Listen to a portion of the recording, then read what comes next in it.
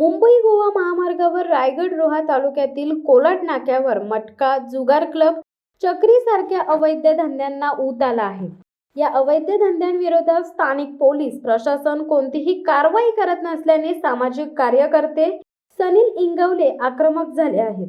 येत्या 2 दिवसात जर हे धंदे बंद झाले नाही तर पोलीस स्टेशन समोर आंदोलन करीन असा इशारा सनील इंगवले यांनी पोलीस प्रशासनाला दिला आहे।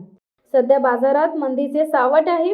मध्यमवर्गीय जेमतेम कुटुंब चालवित आहे। असे असताना कोलाड नाक्यावरील मटका जुगार क्लब, चक्रीसारखे अवैध धंदे या मध्यमवर्गीय माणसाला लुटत आहेत। सारी कमाई अवैध धंद्यांवर खर्च होत असल्याने कुटुंबाची उपासमार होत आहे।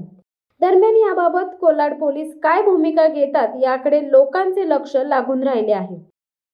शिवसत्ता टाइम्ससाठी अक्षय जाधव, रोहा। दे धडक बेधडक वृत्त देणाऱ्या आपल्या शिवसत्ता टाइम्स न्यूज चॅनलला लाल बटन दाबून सबस्क्राईब करा आणि बेल आयकॉनला क्लिक करायला विसरू नका।